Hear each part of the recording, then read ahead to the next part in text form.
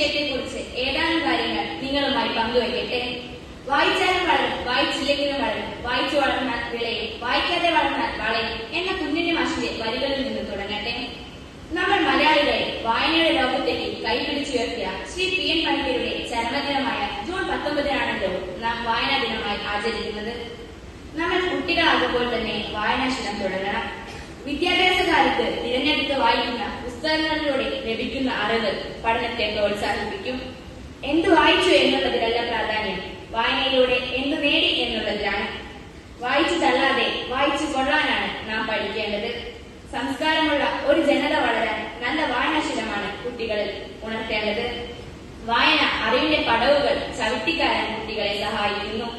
അറിവ് നേടുക എന്നത് മാത്രമല്ല വായനയുടെ പ്രാധാന്യം, അത് നമ്മുടെ ഭാവനയെ ഉണർത്തുന്നു, ചിന്താശേഷി വർദ്ധിപ്പിക്കുന്നു. വായന ഒരു മനുഷ്യനെ പൂർണ്ണനാക്കുന്നു. വായന നമുക്ക് അറിവ് പകരുകയും സംസ്കാരത്തെ തിരിച്ചറിയാൻ സഹായിക്കുകയും ചെയ്യുന്നു. അറിവ് നമ്മെ തേടി വരികയില്ല, നാം അതിനെ തേടി പോകുകയാണ് വേണ്ടത്.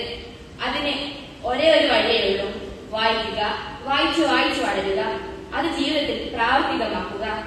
ലോകത്തിന്റെ വെളിച്ചമാണ് പുസ്തകങ്ങൾ. പുസ്തകങ്ങൾ നമ്മുടെ ഉറ്റ ചങ്ങാതിമാർ കൂടിയാണ്. അനുഗ്രഹീതമായ ഒരു കലയാണ് വായന. വായന ഒരു അനുഭവമാണ്, അനുഭൂതിയാണ്. ശരീരത്തിന് ഭക്ഷണം പോലെ മനസ്സിന് വായനയും അത്യന്താപേക്ഷിതമാണ്. ലോകത്തിന് വലിയ നേട്ടങ്ങൾ സമ്മാനിച്ച മഹാന്മാരെല്ലാം നല്ല വായനക്കാരായിരുന്നു.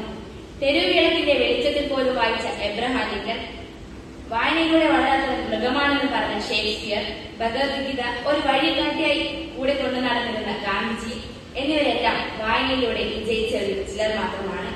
വായനാശീലം അറിവ് വർദ്ധിപ്പിക്കുന്നതിനോടൊപ്പം കുട്ടികൾക്ക് പഠിക്കാനുള്ള താല്പര്യവും വർദ്ധിപ്പിക്കുന്നു. ഇതിഹാസങ്ങളും പുരാണങ്ങളും കഥ, കവിത, നോവൽ